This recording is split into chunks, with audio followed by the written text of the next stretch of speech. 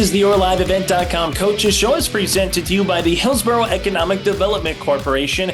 I'm Chase Miller. This week on the program, we'll recap Fertile-Beltrami's run to a state championship game as they came up runner-up on the Minnesota side with Neil Steffes. We'll also hear from both the Mr. Basketball and Miss Basketball in the state of North Dakota with Deng Deng from Winds-Minnewauakan and Jocelyn Schiller of Grand Forks Red River as part of our senior spotlight. We'll hear from Cory Erickson of Hillsboro-Central Valley Softball as the Burros are getting ready for another season on the softball diamond. We'll hear from Nate Soulis from the Thompson Tommies, the Class B back-to-back champ, and on the Tommies run back to another potential state tournament. And we'll wrap up the interview with our very own Jim Birkemeyer, who won the Minnesota State High School League Outstanding Media Member Service in the electronic division. We'll wrap up the show with Jim coming up. But first, let's go to our conversation with Dawson Peterson and Neil Steffes of Fertile-Beltrami Boys Basketball. Joining us, Fertile-Beltrami Falcons head boys basketball coach Neil Steffes after the Class A championship game and recapping an excellent season from Fertile-Beltrami this year. And Neil, the game against the Cherry Tigers, really just Cherry's just good, a real polished team, a very unselfish team, and it doesn't help either that you guys are coming off a 3 overtime game, not even more than 24 hours ago before your guys' game started. Yeah, Cherry's really good, and, they play well together, and they move the ball, and, they don't have a lot of weaknesses, and, so you're kind of behind the 8 ball when you start, and then to, play a 3 overtime game the night before, or afternoon before, and have to try to come back, when you got kids that played 48 minutes or played the entire game and logged a lot of minutes. It's just another kind of strike against you. Well, and I think even despite the result and obviously the state tournament, it's all about the experience, and you want to win, obviously, the whole thing, but I think you can be pretty proud of the effort your guys put in today. Yeah, they could tell that they were tired. I mean, all of our shots were short, but, the kids, they played hard and they played with effort, and it's just that, you're playing a team that's probably more athletic than you and, stronger than you. And like I said, they don't have a lot of weaknesses, and, makes it hard. But like I said, the kids played hard. They, never gave up. It's just that, it wasn't our day today. Well, let's sort of look back on your guys' season as a whole. Beginning to end, you guys had high expectations for this team, and you wanted to make the state tournament, win the section, and you guys got that done. But a memorable season along the way. You get your 500th career win as a coach, and Caden scores 2,000 career points and takes over as the all-time leading scorer at Fertile-Beltrami. Really, all in all, just a memorable season this year. Yeah, there was a lot of things that happened for us. Like you said, Caden got us 2,000 points. Became the leading scorer in, Fertile's history, and, some other things that happened. And then, just winning the section and going to state is, a big deal. And like I told you before, it doesn't happen very often, or it's hard to do it. And when you can do it, you take advantage of it. And, I thought our kids, we had some ups and downs throughout the season, and which I think made us better. And, we got hot at the right time, and kids played really well at the right time when you needed to in the section tournaments. And, we were able to win, and then to go down to the state tournament and get that first win. And, you get to play, for the top 4, and, to play a game like we did against West Central, one, that'll be talked about for a long time. That's, you got all these memories that are going to be really good, 10 years down the road. They'll still be talking about it. And, so it was a real fun season, and, really fun kids to work with. And, they were really great. And so it makes it, a lot easier as a coach when you're working with good kids. Yeah, and it'll be funny in 10 years, like you said, when these guys will be, out of school and maybe having their own families and whatever else in the future, and they'll be watching this state tournament coverage, and that game will get brought up, I'm sure, and they'll say, hey, I played in that game. Yeah, like I said, it'll be talked about for a long time, and, even at the tournament now, that's all a lot of people are talking about was that game. And so, you can say you were part of that, and you played in that game, and talk about the things that you did in that game and how it went, and so it'll be fun for the kids. Outstanding performances throughout the state tournament, really up and down for your team, Neil. But Caden Swenby and Preston Hansen earning all tournament honors, and a really nice honor for both of those guys. Yeah, it was, and both those guys, I mean, they played really well. They deserved the award, and they played well. But our whole team played well. We had guys stepping up and doing things each game, and carrying our team and doing some great things. But to me, it was about the team, and those guys just happened to be the ones that played really well, and they got that award. And like I said, I think they both deserved it. They played really outstanding for us throughout the tournament. And last question for you, Neil, or at least last sort of thought as we round out the season and recap everything.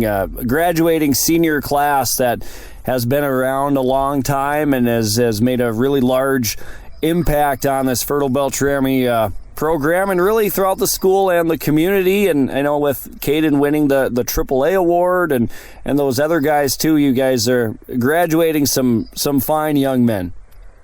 Yeah, we are. They're going to be missed next year, and they've done a lot for the program. They didn't have started since they were freshmen. And, Mason has started the last couple of years, and, they've done a lot for us. They've won a lot of games for us, and, they've been in subsection championship every year that they played. And, they're going to be missed, their leadership, and,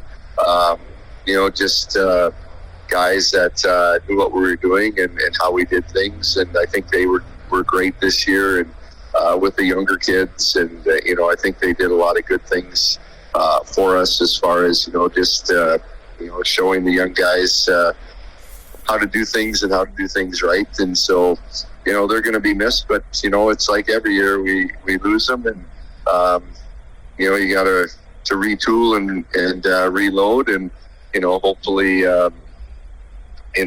these other guys see what they did and what hard work will do, and hopefully they follow suit. And I forgot to mention Cody. Cody was a big part of our team too as well, and from his freshman year to where he is now, and how he's improved so much and was able to contribute this year says a lot about him too as well. And so hopefully like I said, these younger guys look and see what these guys did as far as in the weight room and just in the gym, and they follow suit, and I think we can have a good year again next year. Yeah, it's hard to look forward at the future right now, just coming off the state championship loss, but certainly a lot to look forward to. Neil, as always, we appreciate the time, the interviews, post-game, Coach's Corner, everything throughout this year. We appreciate it, and congratulations on the outstanding season. Well, thanks a lot, and we appreciate what you guys do for us too as well. You guys are giving coverage to all the schools up north, and you're putting these kids on the map, so to speak, where people know who they are and what we do. And so we appreciate all that you guys do too as well. Live, work, and play here in Hillsboro, North Dakota. The Hillsboro Economic Development Committee can assist you with information and support for business and housing. Experience Hillsboro. More at 104. On our Coaches Show, we are chatting once again with a senior from Winds-Minnewauakan and Deng Deng. We're catching up with Deng. We talked with him a few weeks ago, a month or so ago, about his career at Winds-Minnewauakan. Now we're catching back up with him after he was named Mr. Basketball for 2023, 2024. Deng, first of all, again, congratulations on the honor, on the award, and kind of walk us through when you found out that you were Mr. Basketball. Kind of what were you doing? How did you hear about it? If anybody who told you, that sort of thing. First off, thank you. I appreciate it. And I was actually at track practice in New Rockford because we co-op with them. So I was in the middle of practice, and one of our coaches, they're on their phone and they got the noti that I was Mr. Basketball. So they just told me congratulations, and that's how I found out. Walk me through kind of what you were feeling at that moment and what this award means to you. I felt I felt happy and relieved, like knowing like all the suspense that built up to that announcement, and it was able to meet or to be me, like just felt great to me, and it just like means a lot for like this community because like there's only one Mr. Basketball, Jason Feather, in like 2016, so being able to get another player and hopefully just many more is like truly a blessing. Of course, we have now, you're the first Mr. Basketball with three different classes represented now. There are a lot of great competitors on that list as well. Your thoughts on kind of the other members of the state of North Dakota, other players that were considered for the honor? Oh, they're tough, because like they all just like put their school and their community on the map and just went far with this season. Like each like I said, they're just like tough. They all just like built each other up and all that, and it was just like great to have them along with me in the competition of Mr. Basketball. Of course, being selected as Mr. Basketball, huge honor in the state of North Dakota. Did any of those other competitors, I know you had a lot of memories and games against Wiley Delorme of Devil's Lake. Did him or anybody else reach out to you and give you words of congratulations? Yeah. Yeah, a lot of them did. Like Wiley, he's like a good friend of mine. Like we played AAU and stuff together, so we're playing close. So we're talking after it, and yeah, there's just like a couple others too. I can't really remember, but yeah. Let's go back and talk a little bit about this season. It didn't end obviously the way you or your Winds-Minnewauakan teammates had wanted, bowing out in the qualifier to the state qualifier games against Grafton. I know you guys were banged up, had some injuries that kind of rattled you guys a little bit out of your rotation. But your thoughts on finishing maybe a little bit short of where you wanted? It was just a little disappointing because like we were like at the end of the day we only had like one goal, which a lot of teams do, is to make it to state and get a state championship. So not being able to reach that, like it didn't feel great, but I still feel like we just like had a nice season, like just the way we all battled and just like fought to the end. When we were talking the last time, you mentioned that as far as the experiences that meant the most to you, you mentioned your failures and how you learned from them. Obviously, not making a state title in your senior year and finishing your career with a setback. What'd you learn most from that experience? I just learned that like it ain't always just going to go your way. Like even if you work hard, like you work hard in practice every single day, and then like just like something could happen where you just ain't able to perform your best. Your team ain't able to perform the best. So at the end of the day, I just learned that you just have to like just put your head down and just keep going, just stay locked in on the grind. Absolutely. And you got a chance this season, another development, to play with your brother Morel. I had to feel like that was a special season for you guys. Oh yeah, this was like my first time actually like playing like good minutes because he was a starter this year. So it was truly a blessing being able to play with him, just like because like we played just like a lot growing up, just like on like travels teams, just outside and all that. So being able to do it like in front of a lot of communities was a great feeling. Take us a little bit more into that relationship. Kind of what have you tried to teach Morel? What have you tried to leave, rub off on him, so to speak? What have you tried to do to better his game? Oh, I'm just like trying to just like keep pushing him and like show that like you like really have to just like be focused and locked in to like be able to make it to your goals or like just the next level. And like I'm just like showing him like different parts of the game, like outside like his like like workouts and all that. In order to get to a moment like this, being Mr. Basketball, it takes a lot of effort. We've talked in the past about your dedication and your work ethic, but it also takes learning from some great individuals, and you have one right there in Rick Smith. Your thoughts on what his coaching has meant to you? It's been great. Like it impacted me in so many ways since like I first started playing with Foreman's high school and at like 8th grade. So like ever since I was freshman is when I first like started playing on it like on his varsity level team, and it just like he just got me better in so much ways, like mentally and physically, and just like gave me confidence and all that. And obviously, your basketball career now coming to an end. You mentioned that you were at track practice with New Rockford Cheyenne, so you're going to compete this year. Kind of walk us through what you hope to compete in this year in track and field. Right now I'm competing in long jump and high jump and the 4x2 relay and 60-meter and open 200. And I'm not as well versed in your track and field. Is this the first year or second year that you've competed for New Rockford Cheyenne? Oh, this is my first year because our school actually didn't have track, and then this is our first year cooperating with New Rockford. So it's like our first ever track program in 4-1. So yeah, it's my first year. Pretty crazy to have a brand new experience as a senior. Your last 2 months, you're doing something for the first time. I know there are a lot of athletes that maybe they're in your situation. You're going to play football at the next level at UND. Maybe you think, okay, I'll rest these last couple of months and stay healthy. But walk me through your decision to start something new at the end of your career.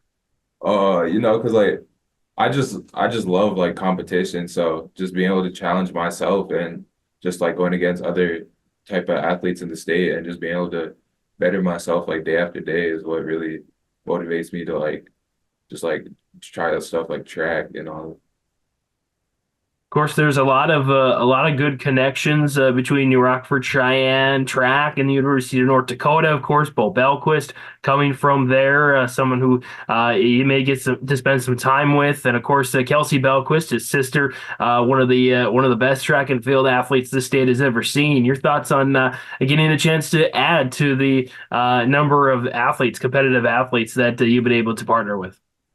Always great because like just being able to be around like that type of environment because like you said, Bo and Kelsey, they're like phenomenal athletes, and being able to like just train with their dad, Elliot Belquist.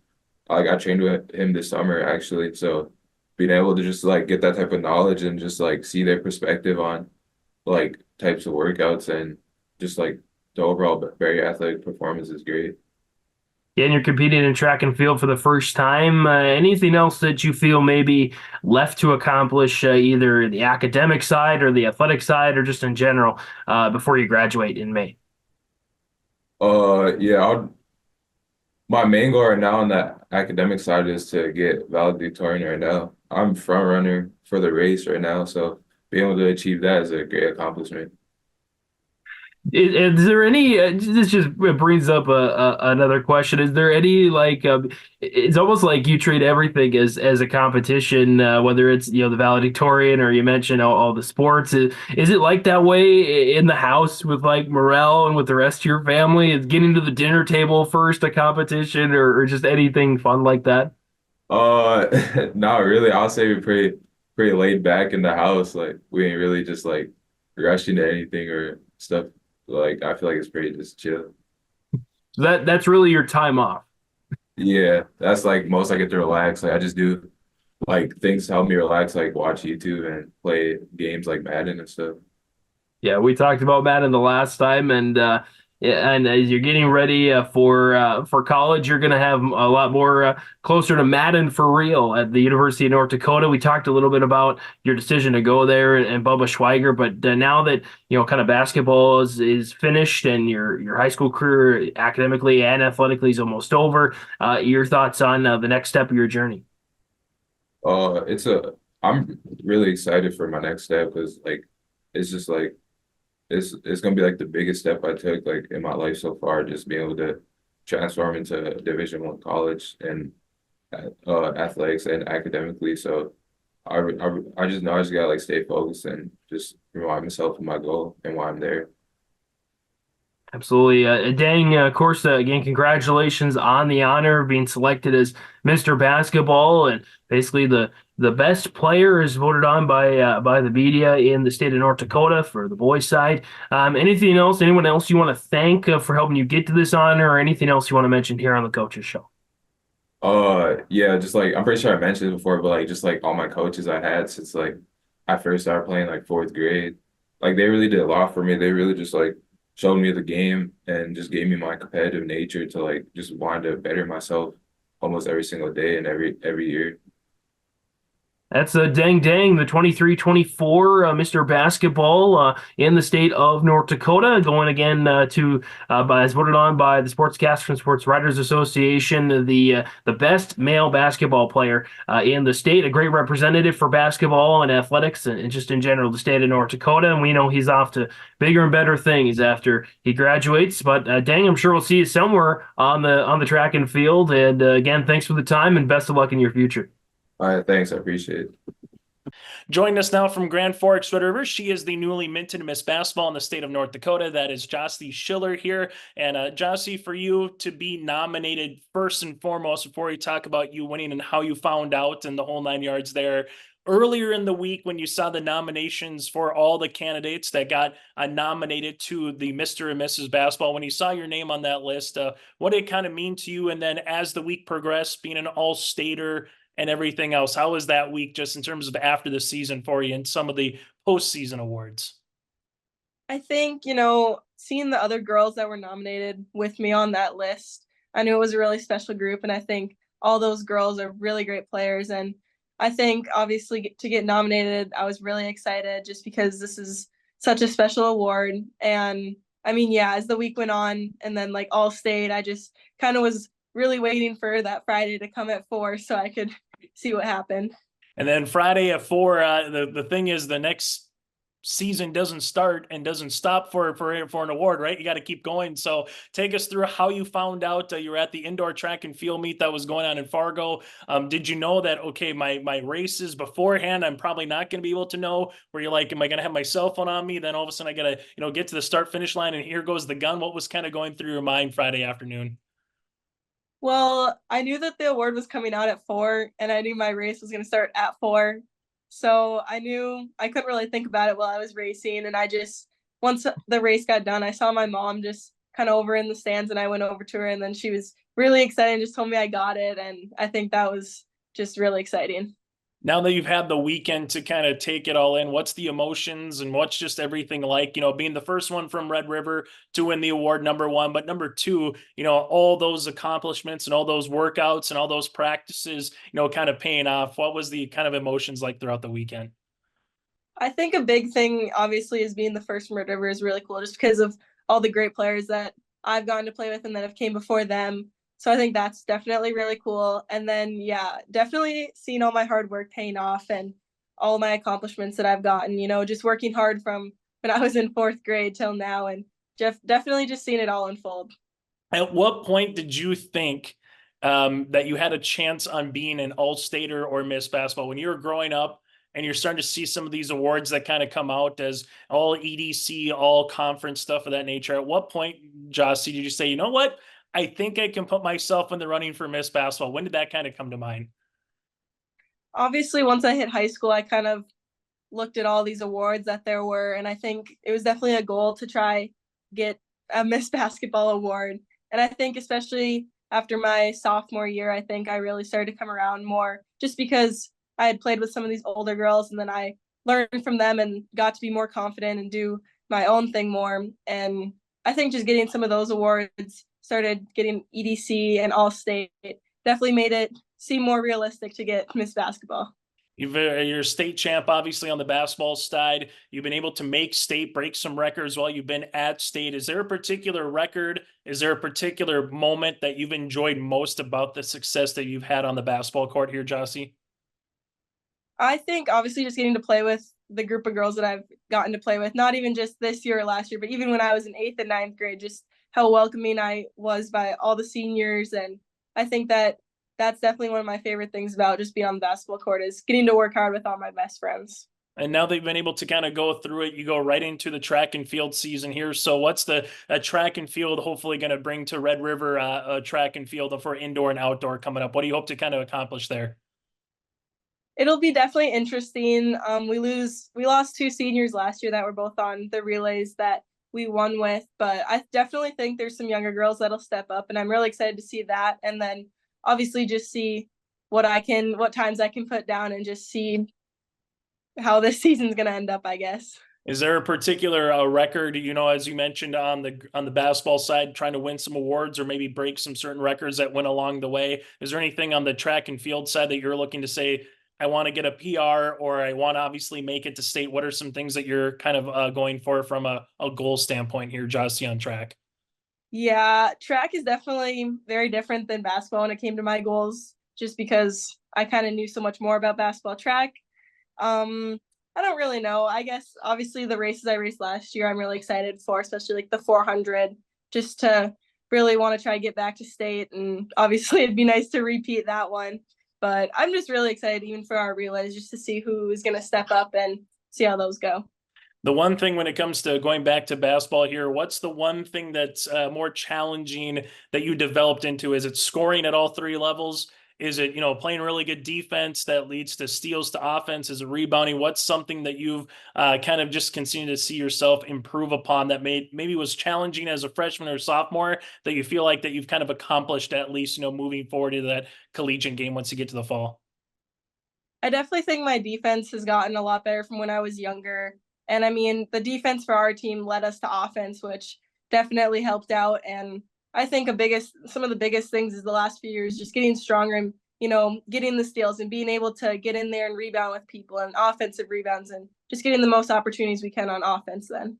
What have you seen in North Dakota girls basketball, Jossie? Because it seems like over the last handful of years, we're seeing players obviously go to UND, go to NDSU, stay local at the Valley Cities, U-Marys of the world, but also making their way to a Power 5 conference or playing in other places, whether it be basketball or maybe someone's a really good track athlete that's now, was a really good basketball standout. What have you seen for competition like to be nominated on this award, to see all those really good athletes that have came before you? What does that mean when you look down and say, all right, she's maybe going at University of Minnesota as a track and field trackster, she's at Nebraska for basketball right now? What is that like to be known that you're going to be on that list moving forward?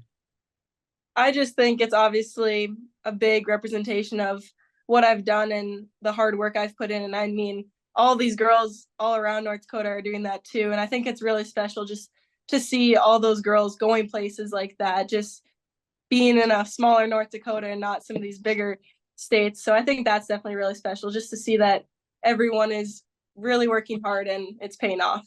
From the family point of view and your coaches and teammates, have you been able to embrace it a little bit over the weekend? Or was it, hey, we got to worry about track and field, we got to worry about other stuff? Were you able to kind of take a calming collective breath and just kind of understand what you were able to accomplish with that particular award here, Jossie? Yeah, everyone was supportive right away. And I just think they've obviously done so much for me. So I think that was a really big thing. And yeah, we definitely got to celebrate it a little bit. And then final thing for you here, Jossie, moving forward, what's the next month here? I mean, you got about a month and a half before you kind of graduate. You got a month and a half, a little over that before you kind of get to the summer. What's your schedule like as you kind of get ready to close out your high school chapter, but get ready? I'm sure there's going to be a little time to get ready once you kind of get into those college repetitions and practices coming up this summer. Yeah, I definitely think the biggest thing is I want to kind of enjoy this last month and a half of my senior year, but definitely going to still be obviously in track and definitely have to work on basketball, just getting ready for next year with UND. But I'm really excited for these next few months. Congratulations again on the award, Jossie, and best of luck moving forward here throughout your senior year. Thank you. Hey growers, when working on your water management solutions, call Chad's Excavating out of Mayville. They are your water management contractor, helping you with tile drainage plans, service drainage plans, or both. Remember, water management is a lifetime investment. Call Chad 701-430-0182 to get your water problem solved. For more information, follow Chad's Excavating on Facebook. For tile drainage and service plans, call 701-430-0182. Chad's Excavating out of Mayville, helping farmers grow. Do you want that new boat? Are you building onto your home? Maybe you want the new camper or ATV. Dakota Heritage Bank can help you. This is Dustin Nagel, president at Dakota Heritage Bank Hillsboro location. You can visit with me or our other loan officers to help with loans and lines of credit from Dakota Heritage Bank. We are serving you with locations in North Dakota and Northwest Minnesota. Dakota Heritage Bank offers financial services you expect with a local perspective. dhbanknd.com. Dakota Heritage Bank, Equal Housing Lender, member FDIC. There's more at 104. Hillsboro, North Dakota has everything you need on your next road trip. Food, fuel, fun, and family-friendly activities. Stop by and fill up your tank or grab a bite to eat. Have a blast at Goose River Golf Club, the swimming pool, or one of our beautiful parks. There's even ice skating and cross-country skiing. Take in the sights or stay the night so you don't miss a thing. Experience Hillsboro and see why there's more at 104. On our coaches show, we've are in the process of moving on from the winter sports season to the spring sports season, especially here in the state of North Dakota. Joined by the head coach of the Hillsboro-Central Valley girls softball team, and Cory Erickson. And Cory, I just got to say that it seems like off a state tournament appearance last year, this program is really catching fire. We hope so. That's always the goal every single year. It's tough in a Class B program you got kids graduating, you got kids moving on. Sometimes you have to reload a little bit, but we're in the middle of a pretty good stretch right now where we got good numbers, we got some good athletes, we got girls who are really dedicated to the program, putting in a lot of time in the off season, and we hope it pays off here this spring.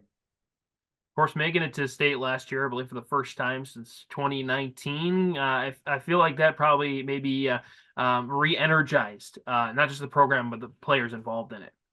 Yeah, it definitely raised the bar, obviously. That's kind of been the conversation here so far this spring and into the offseason too, is not being complacent with what happened last year. We had a big turnaround season from 2 wins the year before to 15 wins last year. It's a great story. It's a great feel-good story. The kids were really proud of that.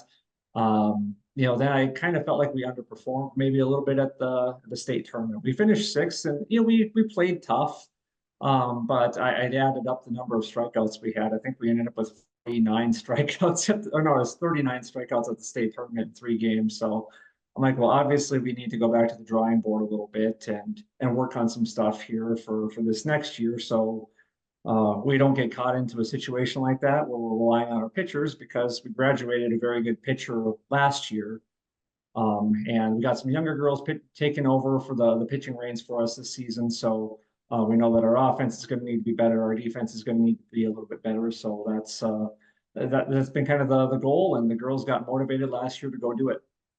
You mentioned kind of working on some of the pitching stuff, and you bring on someone that you technically lost as a player, but you gain as a coach in the record holder in all kinds of categories in Serena Closey. Yeah. So she'd signed on to North Dakota State College of Science to play here for this year. You're getting a little bit closer to graduation. She kind of had some second thoughts about what she wanted to do after high school. So she just kind of decided to just, put a pin in that. She still has another year of summer softball if she wants to take another crack at college softball at some point. But she just kind of wanted to decide to go into the workforce. And I approached her this past winter about possibly joining our program as a pitching coach, because our numbers were going to be up to around 38, 39 girls this year. And she leapt at the opportunity. She really missed softball. She missed the program. And she thought that she had a lot to still contribute to our program, even if it's not on the field. She wanted to kind of pass down some of the things that she learned as a pitcher and as a competitor onto our younger pitching staff, really focus on seeing them develop. And that was perfectly fine with me. I had no problems with that. She's very motivated. She's very passionate about it. She's got a good rapport built up with her former teammates. She's really going to be focusing on some of the younger girls, the 7th and 8th graders that we have, mostly working with them this season. But her past teammates, we have Evelyn Willison and Megan Ensign, who pitched a little bit for us last year. Kaya Chanel pitched for us a little bit last year. Then we have a couple of freshmen too, who should be making some waves for us here in the coming years. So she's contributed a lot to those girls so far, and she's also excited to maybe come in and pitch to our batters a little bit to get us some good BP practice this year. Of course, pitching is a huge component, especially in softball. We've seen the teams that go far, the teams that have those dominant pitchers, and you mentioned some of the individuals that might step into that role. But fortunately, you have a lot of returners around the diamond and even in the outfield, especially Peyton Quam, all-region selection last year behind the catcher spot. Yeah, Peyton is just rock solid back there. Couldn't ask for a better kid who's kind of controlling the infield, calming down our pitchers when things get tough. She's just a real steady force back there. I know exactly what kind of effort I'm going to get out of her every single day. So she's looking to have a really big junior year. It's tough to remember last year that she did some of those things only as a sophomore. So she's only going to be better this year offensively, defensively. And then, around the field, we have Kaylee Kittleson back at shortstop. She was an all-region kid last year. She's recovering from a foot surgery right now, so she's not maybe lost a little bit of a step here while she's still kind of healing, but she's back and as motivated as ever. Santa Kritzberger, center fielder, she was all-region last year. She's back. She's just a sophomore this year. And then, one person that, kind of gets forgotten from last year is that we have Carsey Hattlestead back. She was a 2-year starter for us back as an 8th grader and freshman, tore her ACL coming into her sophomore year. She was recovering from that. Well, now we have her back. And that's an all-region caliber glove and bat in the lineup that we get back right there. And then we got solid contributors from our senior class. We have Danielle DuBois over first base, Kate Onus out in right field. They're back from last year. We have Megan Ensign, second baseman junior, back this year. She was a starter for us. So really the only kind of places that we need to fill defensively is just, okay, we need to find a rock solid pitcher or two that we can rely on in the circle and then replace our left fielder. But everyone's back other than that. Coach, let's talk a little bit about a practice so far. Just got going here, not even a week into the recording of this interview here. But your thoughts on how it's gone so far? It's been going really well. You wish the weather would cooperate a little bit more.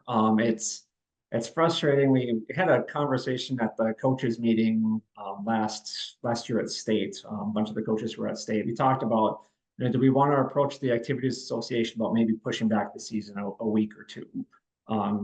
Go more into June. It's more after our schools wrap up, but we're just not having luck getting the first week or two of games in. Just with the way the weather has been the past decade, really. And so we're finally look like out here, we record warmth, record low snow totals this year. And here we are battling with a possible snowstorm, and we might be pushed back a little bit. So it's frustrating. We want to do something about that. But, otherwise the girls are used to this, being stuck inside. So we've had some good practices. It's been productive. Gotten a lot of hitting in, been done as much defense as we can. Luckily we bring back so much experience. I don't need to reteach how to do an indoor practice, what the expectations are for an indoor practice. We do a lot of live pitching with our pitchers against our batters. So we've been getting good reps that way.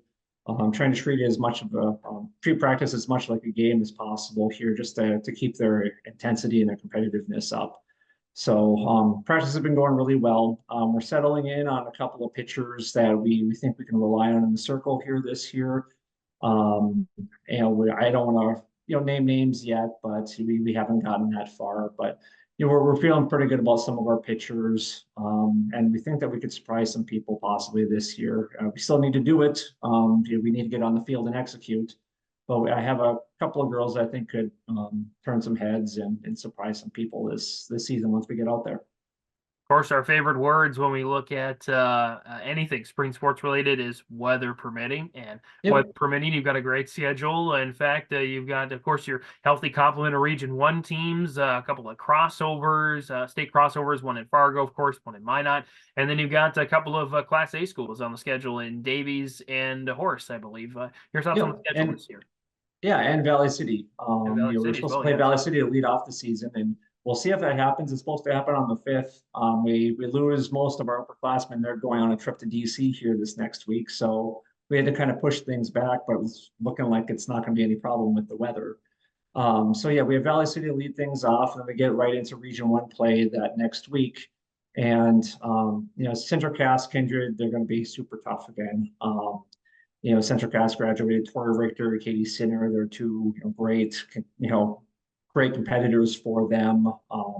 They're both in the Shields All-Star games and had good seasons. That they're always going to reload. Kindred's going to be really tough this year. I think they finished 3rd out of state a season ago, and they bring back most of their lineup. So they're going to be ready to go. We got good competitive non-region games again this year against Renville County. They beat us out of state last year. We faced them twice, actually. We have Mayville, we have Thompson, 2 other state performers last year. And then you're looking elsewhere around our region. Northern Cass is going to be solid again. Hankinson's going to be solid. We really don't have any easy games on the schedule this season, which is kind of the way I prefer it, to be honest.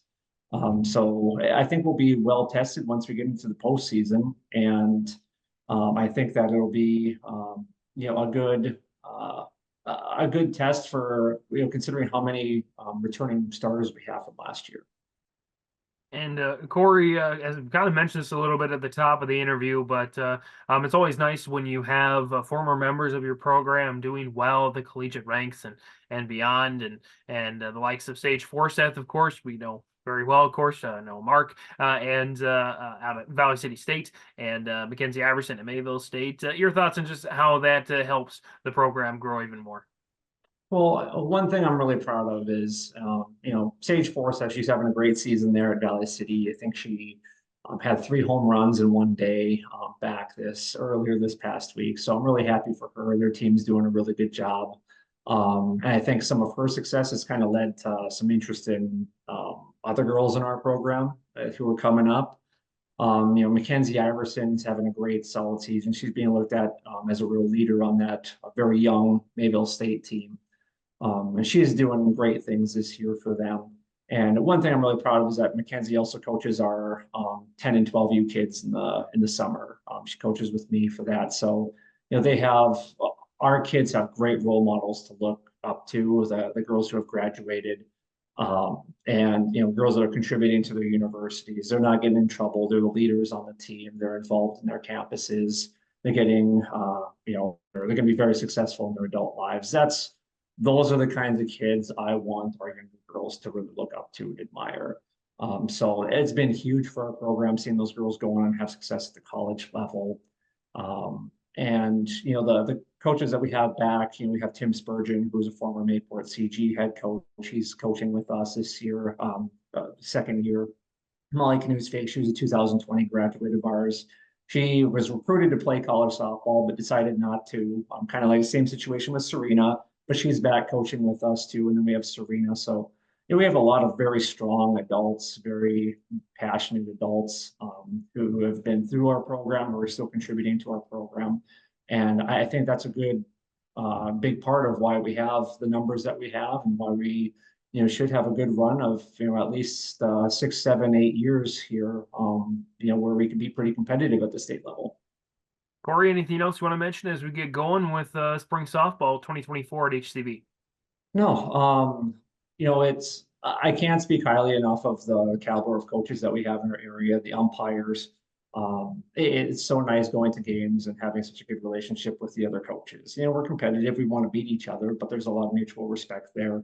The umpires are outstanding that we have in our area. And, we have a great athletic, director here at Hillsboro-Central Valley, and Dave Nelson.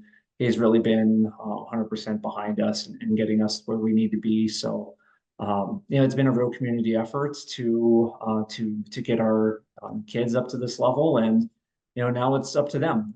We need to get on the field and compete. And, we know that it starts here pretty soon. So we're going to do our best to show the state what we got. Head Coach Cory Erickson, Hillsboro-Central Valley Softball, joining us here on the Your Live Event Coaches Show. Again, we'll have a good selection of Hillsboro-Central Valley and other area teams for our spring sports schedule. Stay tuned for more on that. Coach, thanks for the time and best of luck this season. Thank you so much, James.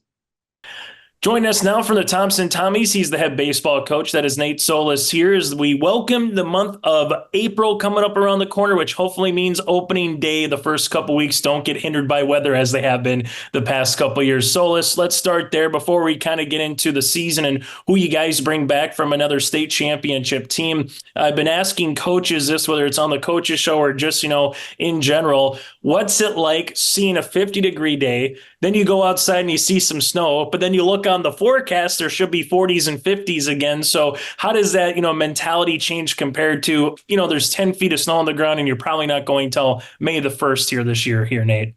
Yeah, it's a strange spring so far to start, but I think we're in a better spot than we have been in the past few years with not starting with a couple feet of snow on the field and having to get some people to help shovel it off for us. I think we're in a good spot right now, and the forecast is starting to look up a little bit. I know there's a storm right now, but I'm hoping just based on the 10-day that we're on, we've turned a new leaf here and we're ready to go for spring weather and get to play some baseball games. But we're used to it at this point, so it's kind of something that especially our seniors and juniors that are filling out the roster are pretty used to at this point. So just having a good attitude to come to practice every day. That's kind of where it starts.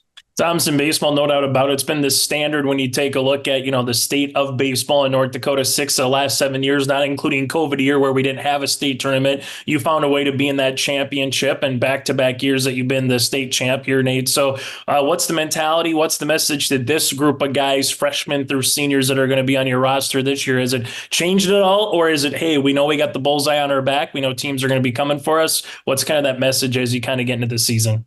Yeah, we've talked about all of that. And I think the first team meeting that we had, we really just talked about the process of trying to get better every day. And I'm not worried so much about the results. We've had our meetings and we've had our end goal discussed. And obviously we want to go get another one. And, we've talked about not looking so far into the future and just trying to get better in the month of March. And then as we get out playing early on and, just trying to do the little things and get the results over time with working hard and doing the little things right, whether that's in baseball or at practice or in the classroom.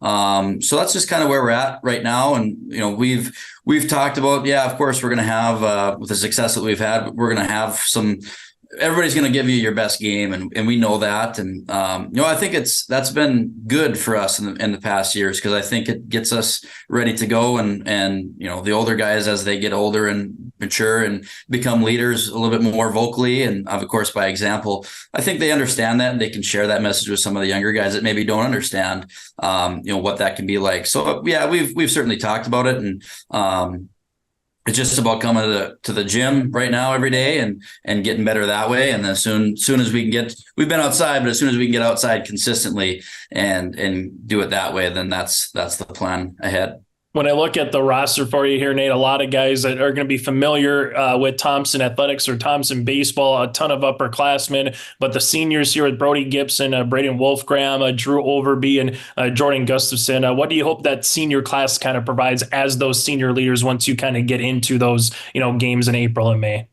Yeah, I think just sharing their experiences and obviously leading by example. But, as we get through, the month of April, we get into the postseason time of May, just being able to be vocal about, what they've experienced, certain things. They've played a lot of baseball and, some of them have played for 4 straight years and started every game. But others maybe have not, but they've been a part of it and they understand what it looks like and what success looks like and what it takes.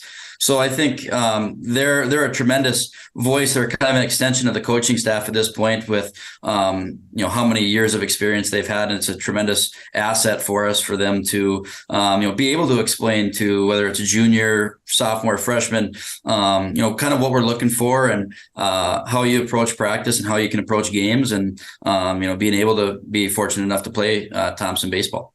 And there's a couple of guys that are juniors that have obviously made an impact as well. Drew Odenbach, when he takes the mound, maybe he looks bigger than his actual 6'7" frame says. You take a look at a Welke and a Schumacher, particularly with those 3 guys here. Let's just start with Drew Odenbach. What is he kind of providing to Thompson baseball? What do you hope he provides as a junior here this season? Yeah, last year was kind of just getting his feet wet, and we had some expectations, and I think he really exceeded those for us. We came in to the season really expecting him to kind of lock down first base, nice 6'7" target there, so no complaints from us.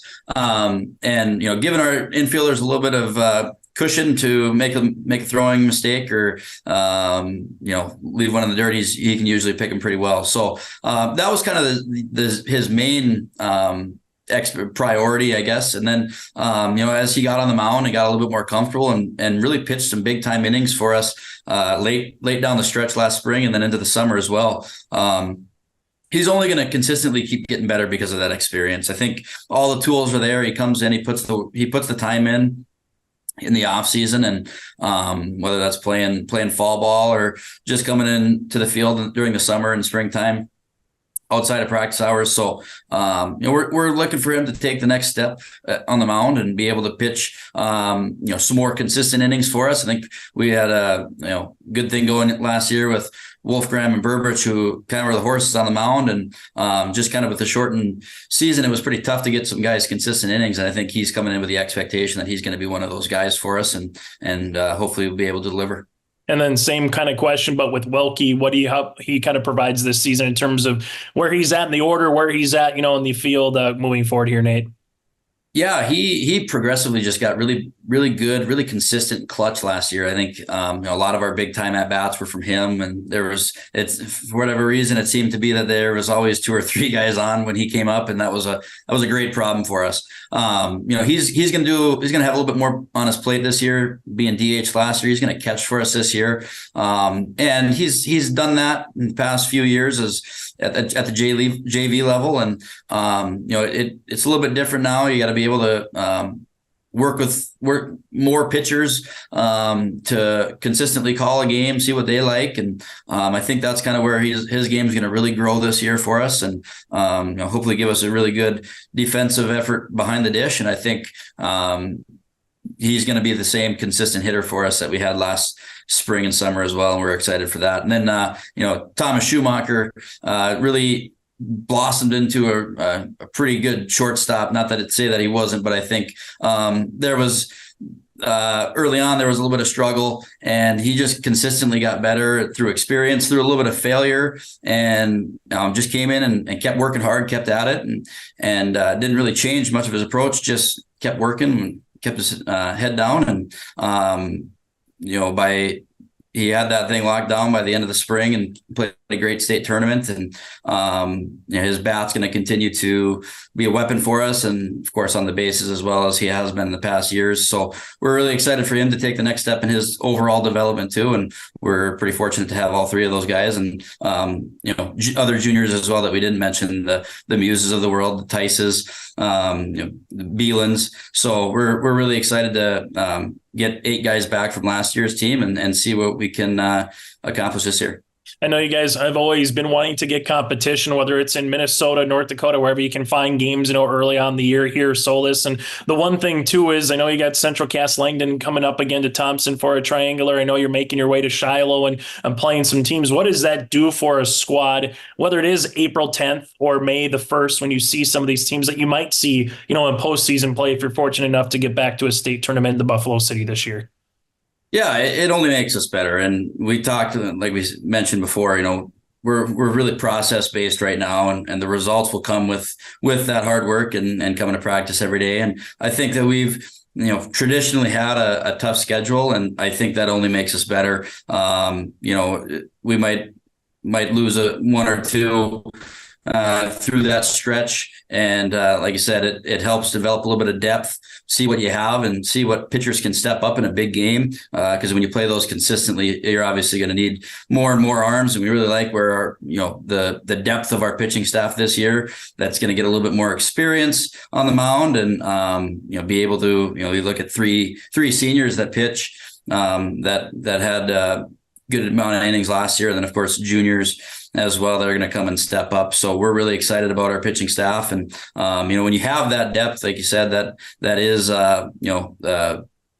allows you to go and play those tough schedules and play those tough games. And I think it's just a more fun environment for the kids, for the fans, community, and coaches as well. It's always fun to play those close games. When you mentioned, Soulis, just about the process, what is the process from a coach's point of view the first couple of weeks as you get into the first couple of games? What do you want to see from your team, as you mentioned, win, lose, or draw? But is it, running the base as well? Is it hitting the cutoff guy? Is it throwing strikes and not nibbling on the zone too much for pitchers? Is it all the above? What kind of just, comes to mind the first couple of weeks here as a coach in terms of the process? Yeah, we talk a lot about being aggressive on the bases. I think it starts there. Obviously, to get on the base, you got to have a quality at bat. We really stressed quality at bat the last few years about, you might not get a hit, you might cause an out, but can that out be a hard hit? Can you give us a chance? Can you have a sac fly or a sac bunt and move a guy over? I think that having productive outs certainly allows us to be a little bit more creative, get us some more runs in, and then defensively. We want to have obviously we want to make routine plays. We talk about 5 feet and 15 feet for infield and outfield, about making those plays, and then anything after that is obviously bonus, and we think we have the ability to make those plays as well. But making the routine plays, not really giving a team a chance to get on base because of something that we did, and then obviously taking advantage of when they do that for us, and then obviously pitching, just being able to throw strikes, command the zone, no free bases. Is really what we've stressed so far, but that's kind of what goes into it. That's all coach speak, but I think it really, they genuinely put forth effort to stress some of those things, and I think that starts and happens because of some of our leadership and our experiences. We have juniors as well that can lead vocally and lead through example. So we certainly like where we're at right now and doing those little things in practice and as we get outside and playing games. Final thing for you, Soulis, before I let you go, taking your team out of it. I know it's last year was a sprint, not much of a marathon. You hope this year's maybe a little bit more of a marathon for games this year. But when you look at other teams in terms of who they're bringing back, whether they made state or not last year, I think a lot of people look at Langdon and say they're going to be a quality club. A lot of folks will look at what, Lemoore Litchfield-Marion has coming back for some guys that they can throw. Outside of those two in particular, Soulis, who are going to be some other teams, whether it's in the East or who you might see out West that you say, hey, watch out for this team because they got some, horses, so to speak, in their stable. Yeah, out West, we kind of lose touch a little bit. We just don't get out there as much. But, in the East, I think, obviously, who we faced in the semis last year at Central Cass, they're going to bring back a pretty loaded roster. And, we're excited to get them on the schedule, of course. But, they'll be fighting for it. I think there's Kindred that's talented in that region, Northern Cass. Look at up north, you got Grafton, obviously, I think is going to continuously get better. Park River's talented, tremendously talented. And then Langdon's obviously very well coached and they bring some talent back as well. So that's just kind of in our area, kind of where, and then obviously you got North Star. Shiloh's always traditionally pretty consistent. Delax has always had a good run here in the past. So there's a lot of tremendous Carrington as well. As you see in the past, I can keep going too, but there's a lot of talent around the state in Class B baseball, and that's always exciting. And that shows you got to bring your A game every time, and otherwise you're going to face that one hot pitcher, a couple hot hitters, and it might not go your way. But yeah, a lot of tremendous talent around the state that we're looking forward to playing. And obviously, if we're lucky enough to get to state, then facing some of those in some pretty tight matchups in Jamestown. Nate, as always, thanks so much for your time and best of luck here this season as you navigate the weather, hopefully less than prior years as you get ready to get on the field. Appreciate it, Chase. That again, Nate Soulis, head coach of the Thompson Tommies, will continue after this on the Coaches Show. College goes far beyond the buildings, classrooms, and the tests. It's about making new friends, trying something different, and discovering your purpose. It's about getting involved, supporting your community, and joining the conversation. It's about learning, growing, and finding your passion. This is not your average classroom. This is the University of Minnesota Crookston. Lee Brothers Sales, Highway 9 in Ada, invites you to order your new Chevrolet vehicles. From the Silverado, Trailblazer, and Traverse, Lee Brothers is your authorized Chevrolet dealer, providing sales and service to the area since 1975. For ordering your vehicles, talk with Mitch Smurfer J. Trust the experts who know your vehicles best and take advantage of great Chevy certified service offers today. Lee Brothers Sales, Highway 9, Ada. Call 218-784-2000. I'm Tylee Johnson. I'm confident in the arena. And when it's time for college, I'm confident Bank of North Dakota will help me make good student loan decisions. Visit bnd.nd.gov/confident. I'm Lily Bell. I'm confident on the court, and when it's time for college, I'm confident Bank of North Dakota will help me make good student loan decisions. Visit bnd.nd.gov/confident. Treat yourself to a great career at American Crystal Sugar Company. Team up with quality people making quality products. Full-time and year-round in a stable business. With great pay and benefits including time off available from day one, American Crystal Sugar Company invests in you to promote your continued growth and career advancement. Grow your career doing your best work within the world's best beet sugar company. Apply online today at AmericanCrystalCareers.com. Joining us now, part of our YourLiveEvent.com Coaches Show, is not someone who so much is a coach, but someone from the high school athletics point of view, definitely has talked with quite a few in his own right, and he was honored that is Jim Birkemeyer here for the Outstanding Media Service Award, the electronic division. The award recognizes the media contributions and service to the participants, the member schools, and their community. A little background on the award: the recipients of this award are known for their passion, endless enthusiasm, and heartfelt storytelling of the journeys of the participants, members, schools, and their communities that they cover within the Minnesota State High School League. And the recipients are selected through a multi-layer process that begins with nominations from an activities director of the league's member schools, and then they get nominated with the award. And Jim, some of that with the heartfelt, with the endless enthusiasm. I know we've talked about this before about high school sports, and I don't think it best describes it any other way when those two particular awards, storytelling and enthusiasm with high school sports. So congratulations, Jim, as the tables have turned now from my award earlier on to now your award in Minnesota. Congratulations, Jim. Well, thank you, Chase, and thanks for taking the time to flip the tables and flip the scripts, and hopefully you'll be as kind to me that I tried to be to you. But no, it's a great honor, great award, and I was thinking about that through the last couple of weeks, and you highlighted some key words there of enthusiasm and passion and storytelling. And those that know me well, they know I can storytell, and those that have listened to me through the years or been a part of what I have done, both in front of the scenes and behind the scenes, so to speak. I tend to do it with a lot of enthusiasm and a lot of passion. So it's a great honor, and it's a great award to be a recipient of. So thank you. And the cool thing about this, you truthfully don't know who nominated you, but we know that you cover a wide region and area with also the R&J brand, the Your Live event brand, what you've done behind the scenes with some other media entities, Jim. So what does that mean to have someone locally, obviously think pretty highly of you to nominate you to that particular award, with how many area member schools there are in Minnesota, but all the other media entities, whether it's radio, television, print, along the way that you have in the state of Minnesota? Well, I think anytime that those that you work with and you spend time with, or that you've served through the years, however many years that may be, from position to position, means a lot. And then when there's those that are involved that have seen you working or have seen what you've done, have heard what you've done, that means a tremendous amount. So thank you.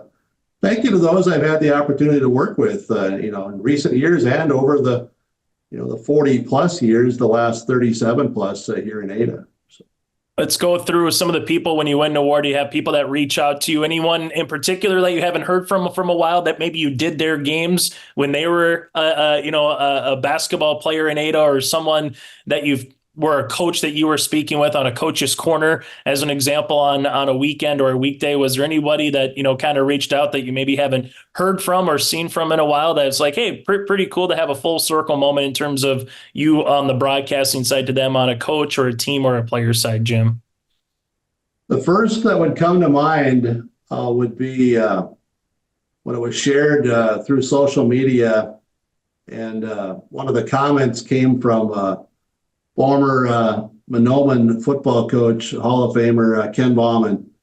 And, his comments were, straightforward, with the congrats. But I've not spoken with him, and obviously he's still in that Winoomin area, but just did a lot of, Winoomin football games back in the day, and other connections with Coach Bauman.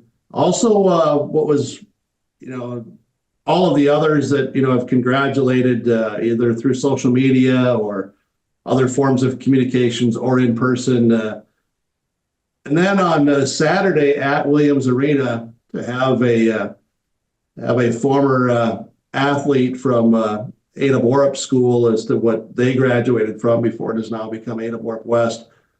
They are now coaching in southern Minnesota, and to have them yell from the stands as I was walking off the court, the congratulations, and then in the second half and after the game, for he and some others to come find me. They saw where I was sitting and to come and chat and to share their thoughts and their memories. That meant an awful lot because you just still have those connections.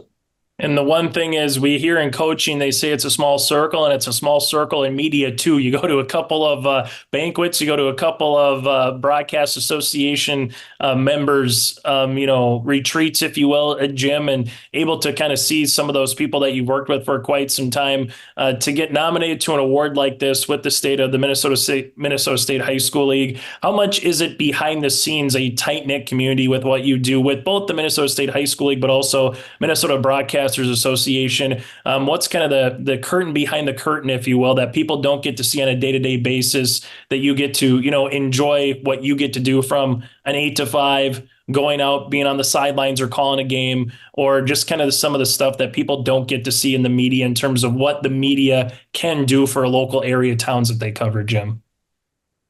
Well, I think it's the building of the relations and the building of the trusts and building of what you can do or what needs to be done that you may be able to assist with. Not everything can be discussed, just out front and center of what maybe concerns are, issues are, or what the positives are. So how can you expand upon that? What's a good way to do that? What's a better way to look at it? That I find rewarding, and I look forward all the time to those conversations with individuals that are involved in schools and the high school league or the Minnesota Broadcasters Association, because that to me is then those foundations for those relationships that you truly make greater relationships behind the scenes, because you can share stories, you can talk about your families, you can talk about the goods, the bads, the ups, the downs, the positives, and I think I've always found that to be so in a quirky way fascinating. And the one thing with it too is, as much as we talk about on your live event, a video streaming platform, this is also a radio award with what you've been able to do with R&J Broadcasting. And I know there's the old adage of you have to adapt with the changes. So how have the changes been, Jim, from when you first started in radio to where we are now, whether it is truthfully AM, FM frequencies, to podcasting, to streaming online of radio, to what we do on the Your Live event stuff, which is bring video to those respective games that you've covered for many years just on the radio side? How have you seen the expansion of media, but also with radio from when you first started, Jim, to where we are today? You said an awful lot there, Chase, and you've really highlighted all of the changes, because when I first began in the career with radio, it was AM radio. That was the hours of sunrise to sunset. So it was hard to do games in the evening in the winter months when you were shutting down the radio station at 4 p.m. because of the licensing. To also the broadcast that was through phones that you were connecting and running long cables and cords to connect to a phone jack or to hardwire to the yellow and green to the yellow and green and running at 100 feet to get on and do all of those things, to what it is now with the technology of the equipment that you're aware of, Chase, that we and broadcasters as a whole use, to all of the various platforms, from at one time, again, only radio to, and then, television. And now it's, that was a big deal where, when cable TV came in and games, were done that way. And then, I remember parents that used to record their children's games, their team that their child played for, they recorded those and they would take that videotape, and take it to their local cable TV and give it to them so that they could play that through the weekend or for certain hours, and it would just, continually play. And that happened here locally. I was, so how it has changed is good. It's remarkable, and it's also created, some challenges for multiple layers. But to be a part of all of those changes is, you look through history, think about other people's lives of what has changed in their lives, times of from when they were young to their elderly ages. It's a lot of stories. I could go on, Chase. It's a lot of storytelling here, but it's been a lot of changes for sure. Why does radio work? I know you talk about in your, voicemail, if I can't get a hold of it still says radio works. Why does radio? It does. Why does radio? Because it does. Yeah, in 2024, why does it work, Jim? What's the secret sauce behind radio in your mind? Still an effective way to communicate, to share the story, and to get out the information quickly, rapidly, timely. It can be there for disasters, can be there for just general news, sports coverage, information as a whole. But radio still serves the communities that its signal reaches. And now with streaming audio, you can reach beyond that as well. So that's why radio works. It's still effective. It's still the content and that delivery. And I'm old school, Chase, as the broadcaster, and I made mention of this during the award process, receiving it. That I'm old school. I still try to, in the play-by-play, paint that picture. I still do.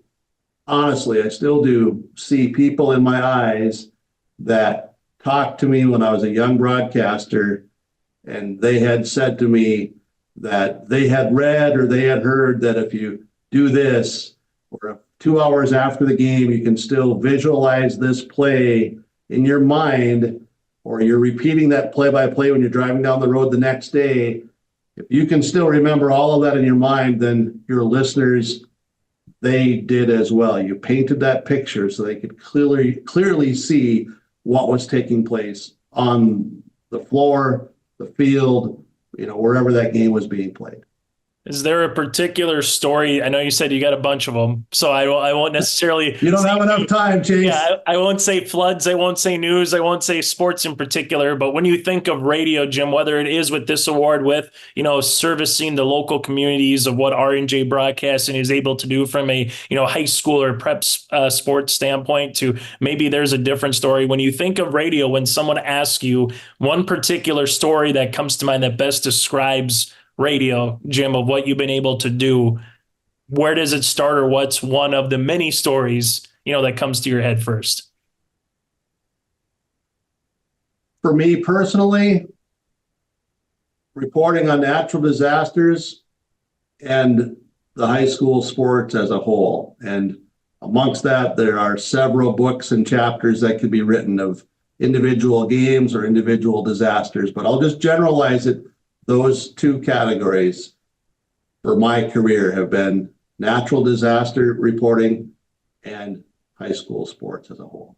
And the final thing that I'll bring up to you, Jim, to win this award, where you're in Minnesota, kind of the Red River Valley into the north, west part of the state.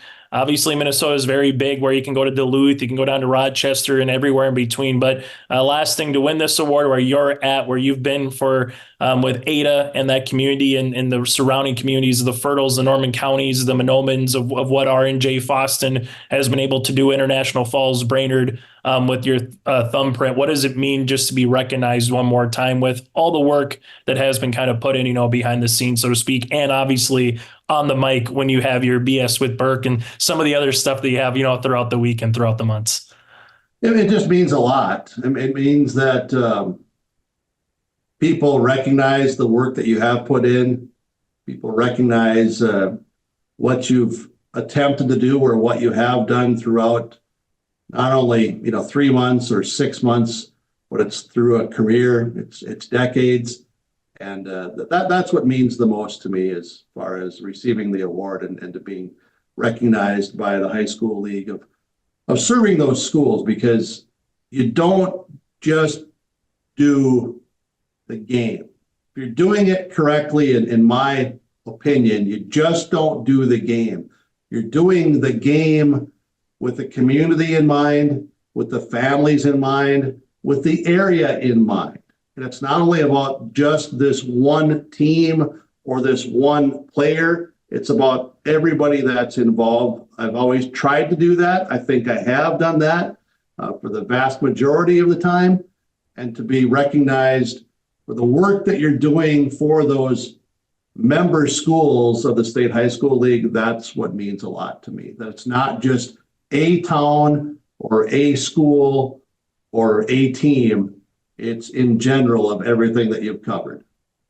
Jim, congratulations again on winning the Outstanding Media Service Award in the electronic division with the Minnesota State High School League. Thank you very much, Chase. I appreciate it. And again, Jim Birkemeyer will continue on our Coaches Show after this.